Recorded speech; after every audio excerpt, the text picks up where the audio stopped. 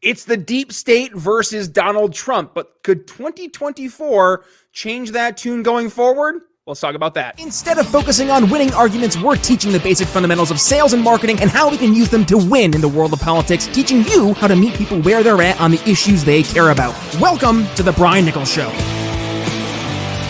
Well, hey there, folks. Brian Nichols here on The Brian Nichols Show, and thank you for joining us on, of course, another fun-filled episode. I am, as always, your humble host, joining you from our BNC studios here in lovely Eastern Indiana, and today, returning to talk about the war between Donald Trump and the deep state, the one, the only, Cody. Welcome back to The Brian Nichols Show. I'll be back, Brian. Looking forward to talking with you, brother.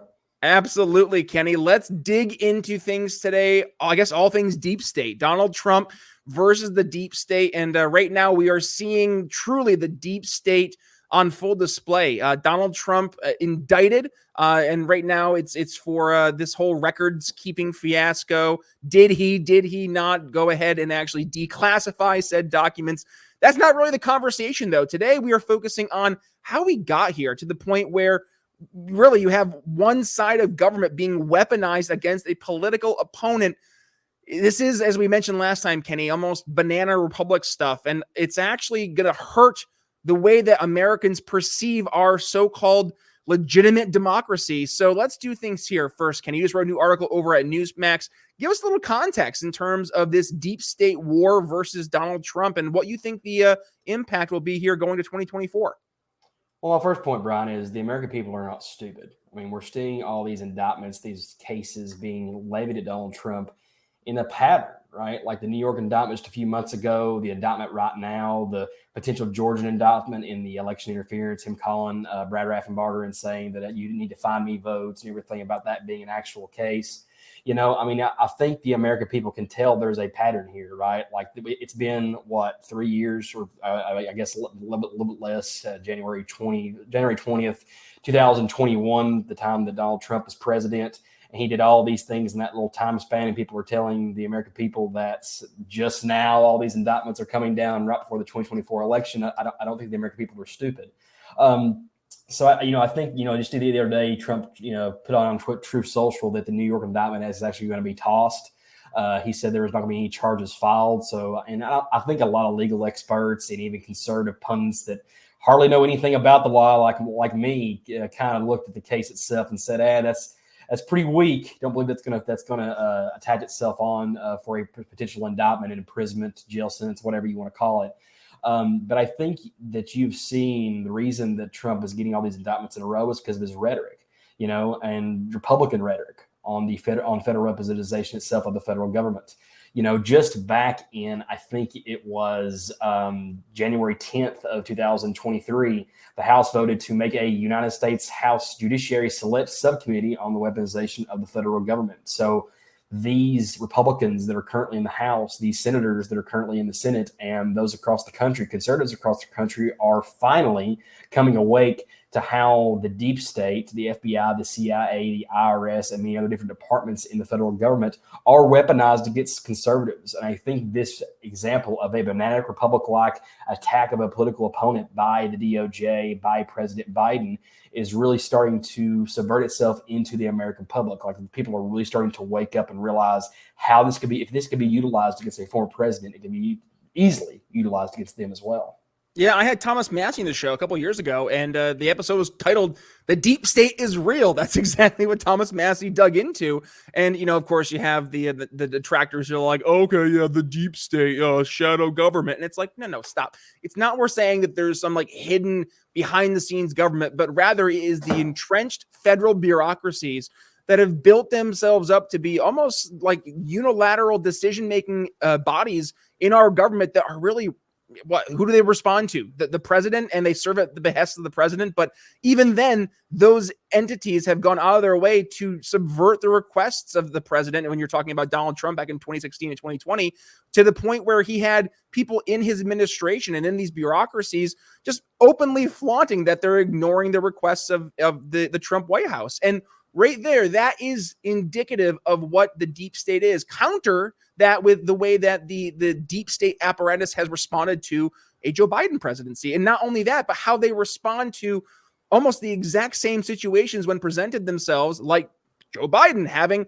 documents in his garage next to his Corvette, or the former vice president. I mean, even Mike Pence, right, having some of his documents. It's all focused the intention on Donald Trump, and it rarely goes to the other side. Now, obviously, Mike Pence is a Republican conservative, but Mike Pence is much more, I would say, in the, you do things in a certain way, the systems kind of approach, whereas Trump is bull in a china shop. He goes in and he sees something he thinks is wrong. He'll let you know about it. And I think they view Trump obviously as more of a threat than someone like a Mike Pence. So it is obvious, I think, right now to your average American, Kenny, and you hit the nail on the head talking about how this could impact your average person. But your average person, I don't know, Kenny, do they see the severity to which this could be used against them? Or do folks just think, yeah, it's not me, I'm not involved in politics, this is going to be something that impacts the people who are politically active, like, the Donald Trumps of the world, not little old me?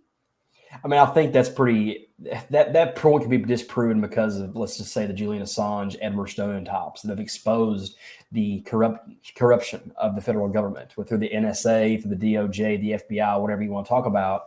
I mean, you're seeing conservatives like Matt Gaetz, Lauren Boebert, Thomas Massey, Marjorie Taylor Greene, Donald Trump himself saying that he would be open to pardoning Julian Assange, even like Vivek Ramaswamy, who's a presidential Republican candidate that wants to, said he would absolutely, even though he would have to think about Snowden a little bit more, he would absolutely pardon Julian Assange. I think these exposures of the deep state itself, I think the committee being formed by House Republicans when they got the majority, let's look at that period, right? I mean, we've talked about for years about like the military industrial complex, the deep state, the surveillance state. I mean, you see all these Democrats who, you saw more Democrats back in 2012, 2013 come out for the support of Edward Snowden when he exposed war crimes, like when he was exposed these documents, like people like Chelsea Manning, people about Ross Albright, these people who are demonized for a reason that is against government. Like they're demonized for being small people fighting against an unjust large government and exposing secrets, right? I mean, we are seeing a shift in the Republican Party. We're seeing a shift in the conservative movement that finally, we are not trusting the government. We are not trusting these departments. I think so many Republicans back in the day, I mean, John F. Kennedy was probably the first anti-CIA president. He was a Democrat. We even see like Ronald Reagan and others kind of embrace, like the FBI and the CIA are the integrity of the United States government. Like they are the arbiters of integrity. They are the arbiters of what it's like to have a functional government.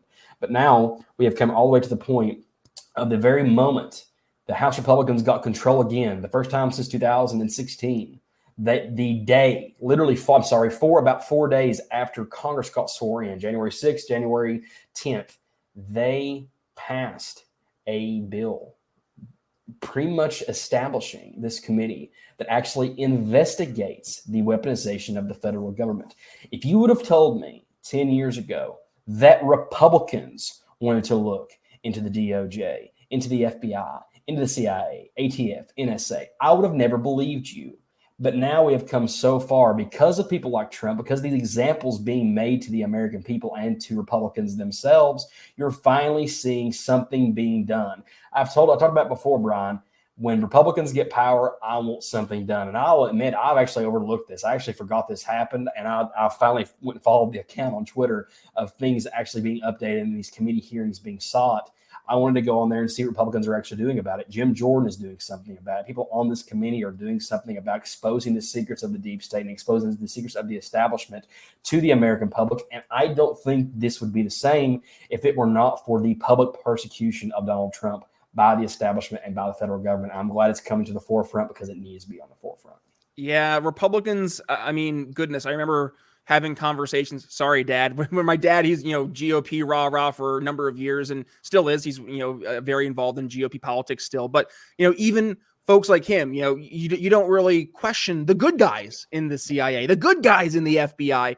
And now to see the turn even in him, I'm like, yeah, I'm glad you're starting to see what us libertarians have been saying for a long, long time. And I guess right there, Kenny, I get a little, I don't know, nervous. Is it too late? Right? Are we at a point now where it's already the proverbial boulder has been pushed over the cliff and it's already almost at the end of the bottom of the mountain? Like, do we actually have a fighting chance of standing up against what is more or less a weaponized deep state apparatus against the sitting president and Joe Biden and his political party's political rivals? I think we do have a chance. I really do. I mean, I know people think that the Republicans underperformed in the House by just winning by a slim margin and all that kind of stuff and didn't win the U.S. Senate, but we still won. Okay, that's still a win. And I think that we gave them that power even by some majority, and this committee still happened. An unpopular Republican opinion, even now. I mean, I think still there are these neoconservative establishment Republicans that rule the establishment class in Washington, D.C., and even they concede that there's been too much of a weaponization by the federal government. So I think that the absolute fact that there was a subcommittee established to look into January 6th, to look into the weaponization of the federal government, to look into all this stuff is ambivalent and telling of where the GOP currently stands. And I think that we oftentimes think, I know there's these elected bros and electability people on Twitter saying Trump has no chance. Are we looking at RCP at all? Like, if you looked at RCP, Trump's ahead of the RCP average. Okay, he's ahead by like a point and a half. I think people talk about electability, like, and he wasn't ahead in 2020. I'm going to tell people he was not ahead in the RCP average. I mean, for that matter, Kenny, RFK has basically tied Joe Biden in some of the more recent polls when it comes to Democratic primaries. So even the sitting president, he's in hot water internally in his own party. Exactly. I mean, I think that there is this rebuke happening. And I think so many people are concentrated on the DeSantis-Trump argument. It's what I've told you before, Brian. I think that is such a secondary topic. Like, Trump's going to win. Like, I don't know what, unless he is literally put in prison by the very people that we're talking about. And I don't even think Joe Biden wants his political opponent put into prison. I'll go ahead and be honest with you. Talk about a banana republic and even independents going, whoa, dude, this is way too much. Like, if he actually gets indicted, well, if he gets indicted, he's been indicted. But if he actually gets arrested previous to the indictment itself, then we're going to see a huge amount of people go, whoa, dude, no, absolutely not. So I think that there is this feeling of fighting the GOP that we're really underrating. I mean, like I said, I don't remember a chance in the last, 6 years of Donald Trump? Let's see, I guess 7 years of Donald Trump, where he was 8 years, and if you count 2015, he was up in the RCP average against a Democrat. Mm-hmm. Like, we are well past the idea that Trump is unelectable. Like, the very things that we have said are skewed towards Democrats are saying that Trump's ahead by 1.5 in June of 2023. Like, I mean, I know that you have all these, polls that said, Republicans were ahead in the congressional ballot, right? Like in before 2021, and they didn't win. Well, they still won the House, right? Like, they still won the House by 3%. And we're talking about a generic poll, and we're talking about swing states. We're talking about Michigan, Pennsylvania, Georgia, all this kind of stuff. And people are telling me that Trump is unelectable. I mean, that was the whole point of the article, man. It's, if this dude wins again, and I told you on the last podcast, like, the very small chance that Democrats think he has to win would be the biggest rebuke of Democratic politics and the biggest rebuke of federal weaponization of the federal government that we have seen in our history. The last time that this happened, the CIA allegedly killed JFK, right? So we are seeing now a complete rebuke, a complete refusal. You're seeing polls. And I told you, Brian, I think that the indictment came out the day before we did our last podcast. And now we actually see polling that Democrats and Republicans believe this was politically motivated. The second indictment was. The first indictment was heavily like, oh, yeah, that's a weak case. But even this case that, like, some legal experts and Democrats think is so strong, he's going to go to prison for, he's going to go to jail and he's done. Even those people and independents, voters, RVs, think this was a politically motivated attack. And guess what? I guarantee you that the legal system, the people who are bringing these charges, are going to know that. Because if they know that this can cost them the election, they're going to back off. But they've already went too far, in my opinion. They've already went too far. And if this Georgia case comes to the fruition, we're not even talking about the E. Jean Carroll case, let alone that case that said that she accused him of rape and he was not even found guilty of that. Now he's going to have civil liability through payments or whatever. We're not even talking about that one. We're talking about New York. We're talking about Georgia. We're talking about this one for the FBI. I mean, they're going to have to see the writing on the walls. If they do this, to me, it's a win-win. I hate to say that, but it's a win-win. If they have the balls to put Trump in prison or jail over these things that presidents, come on. Like, we know the presidents for the last 50 years have been doing this stuff, dude. You're telling me that George W. Bush didn't have documents when he was about to go to war with Iraq, when Dick Cheney, the owner of Halliburton, was his vice president? You're telling me some documentations weren't shared among people on private residencies? Come on. Like, people are smarter than that. The American people are not stupid, and the modern voter isn't stupid. So if they wanted to go ahead and try to sell this as some absolute evil mastermind that Donald Trump is, that he's going to share these documents with people who don't need to be saying them, then go ahead. I dare them to put Trump in jail, because you are going to get beat to death by whoever we nominate. And you're probably going to get beat to death by the person that you want to put in prison and in jail the most, who's going to gut the deep state more than any president in our history if he gets to be in command. Well, and what's going to happen too, Kenny, and I'm surprised it hasn't happened yet, but what will happen is that you're going to see GOP, folks in law go after the Democrats, the Biden family to start. I mean, goodness, the number of things that they have done. I mean, where are the DAs going after Hunter Biden? Let's see those cases actually start to go into more fruition, because this is, I think, I don't want to say it's war, but I mean, it feels like it's a Cold War at this point. You have two political parties going back and forth, with obviously one political party much more comfortably weaponizing the deep state. And it's changed. I feel it's really changed over the past 20 years. A lot of folks, I think, felt it was the GOP, obviously American Dad, the old Seth MacFarlane show. That was all, poking fun at conservatives in the CIA, right? And rah, Yeah. America. That's a lot of that's changed now. And I think a lot of folks are starting to wake up to that. So let's talk about 2024, Kenny, as we go towards the tail end of the episode here. Where do you think things will stand? Let's say, Donald Trump does get elected in 2024. Should the deep state be shaking in their boots? Absolutely. I mean, this rhetoric that he has been talking about, dude, like for the dude to use the word deep state, I think that's so underrated. Like, have we heard anybody describe this? Like you said, Thomas Massey, the only people we've heard talk about that at all is like Thomas Massey, Ron Paul, these libertarians who hate the federal government more than anybody. And I know people hate retribution politics. They hate revenge politics. But this is probably a statement and an argument that a lot of your viewers are not going to enjoy, but this is for the Republican in me. I am so sick of Republicans saying that, well, they use their power, but we shouldn't. And I understand that the argument is we're against big government and we don't want this precedent to follow. But there comes a point, Brian, where we have got to do something. And what better payback would there be in eliminating these people from our federal government, saying, we're going to take you out of your federal department. We're going to fire you. We are going to charge you. We're going to look into everything that you are doing. And we're going to make sure that you are investigated and looked into as much as humanly possible because of what you have done to the American people and to a president that was just wanting to look and make sure that you aren't doing wrong. That's all Trump did.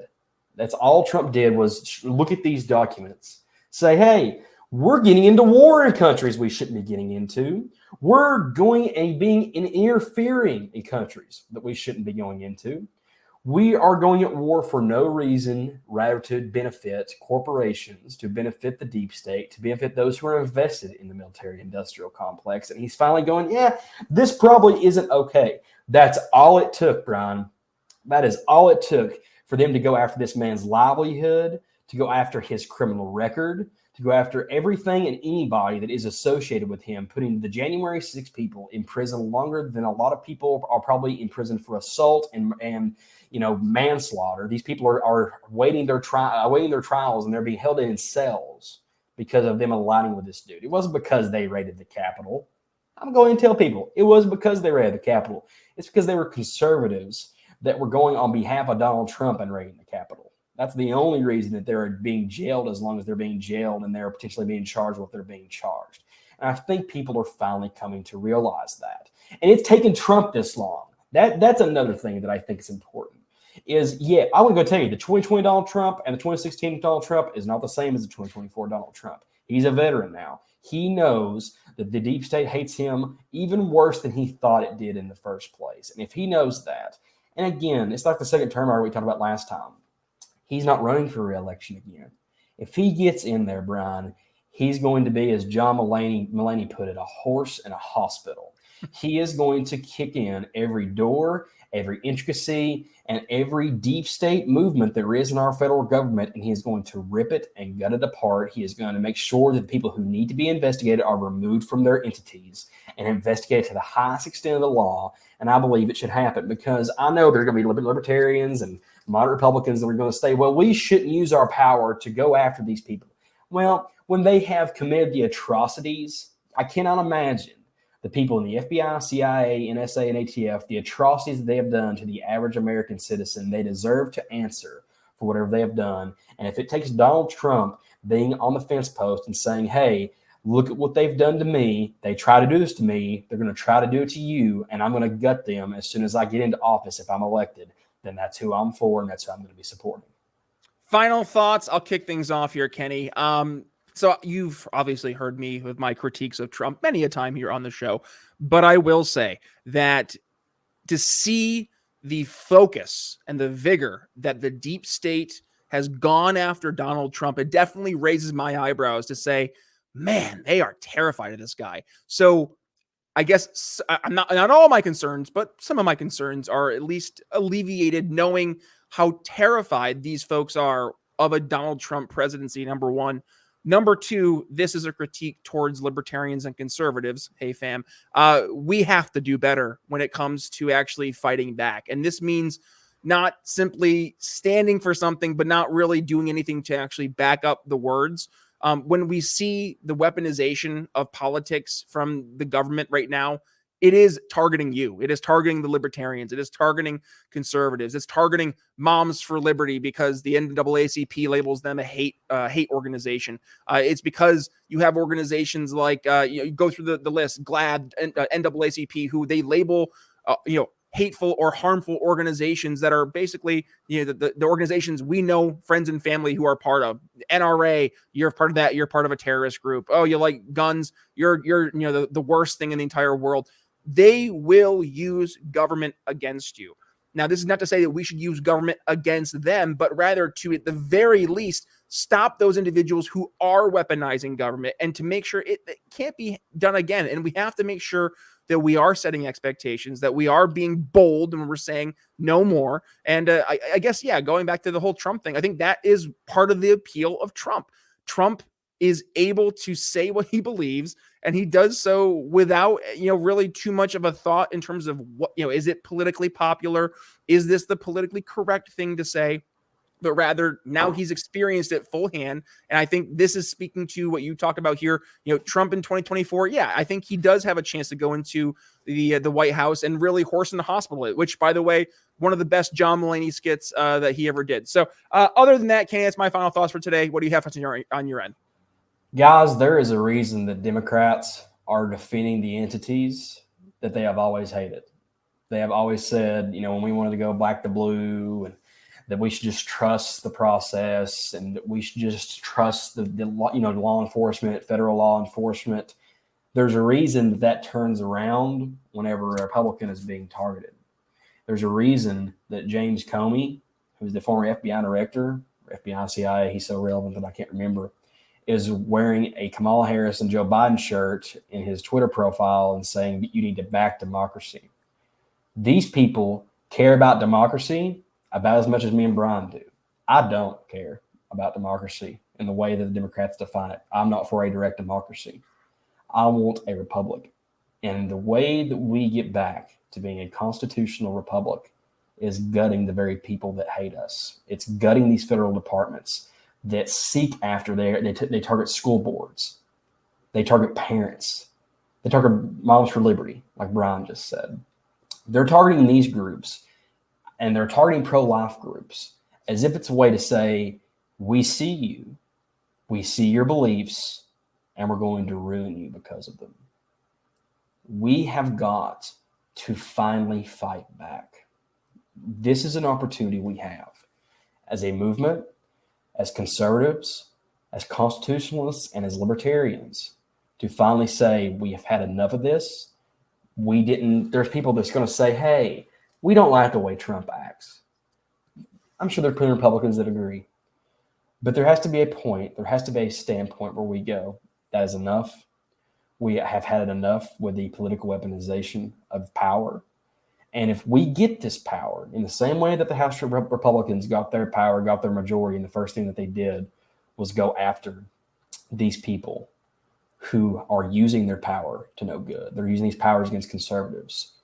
In that same way, I think that Trump, if he wins in 2024, is going to have the best opportunity since John F. Kennedy. Let's hope it's not the same result, that he wants to gut the very people that hate us the most. And I really hope by 2024 we realize that. And I hope that Republicans, conservatives, and libertarians start waking up to that idea. Alrighty, folks, there is our episode for today. Thank you for joining us. And by the way, folks, change of tune here. We're going to stop talking about all the evil shenanigans. Oh, man. Super Troopers. Great movie. Evil shenanigans. But no, that's for like 4 people in the audience who appreciate Super Troopers like I do. But talking about good people, right? And doing good things, surrounding yourself with good people who share your values. Head over to Facebook and join our Good People Network. If you are on the website, it'll be on our sponsor page here for today's episode. We're talking about not just the importance of surrounding those around you who share your values, who share your goals, but frankly, talking about some of the challenges that we in the Good People Network face when you're dealing with such a not good world. So if you want to be part of one of the fastest growing groups on Facebook of good people who are doing good things, head over to our page here for the show, briannicholsshow.com, and go ahead and become a part of our Good People Network. Number 1. Number 2, if you are joining us on today's episode, well, number 1, go ahead and give it a share. But number 2, please go ahead and give us some love when you share the show. Tag yours truly at B Nichols Liberty and tag Kenny at KD Cody TN. And also, by the way, folks, look at that, Kenny, I'm getting it down. And also, folks, if you are joining us here on the YouTubes, please hit that like button and little notification bell so you don't miss a single time we go live. And also, if you want to go ahead and support us on independent media like Rumble, but also on Ben Swan's entity Sovereign, SOVREN. And if you are over on Sovereign, by the way, you get today's episode before anybody else as a Sovereign exclusive. So I appreciate your support over there. Otherwise, Kenny, any last words for us before we go towards the weekend? Yeah, go to my article in full if you all don't care. I think a lot of people would really enjoy it, especially the libertarians of viewership. I think you all would really enjoy it. If it just talks about getting the deep state, that's always a good thing for everybody. Go follow me on Twitter at KDCodyTN. My article archives are on Muckrack if you want to look up Kenny Cody. I've had a piece of post for Newsmax, the National Pulse, all kinds of other websites, and be on the lookout for more articles coming very soon. Love it. All right, Kenny, I know you got to run. I got to run as well. So with that being said, folks, thank you for joining us, and we will talk to you next week. Brian Nichols signing off here on The Brian Nichols Show for Kenny Cody. We'll see you later. Thanks for listening to The Brian Nichols Show. Find more episodes at briannicholsshow.com.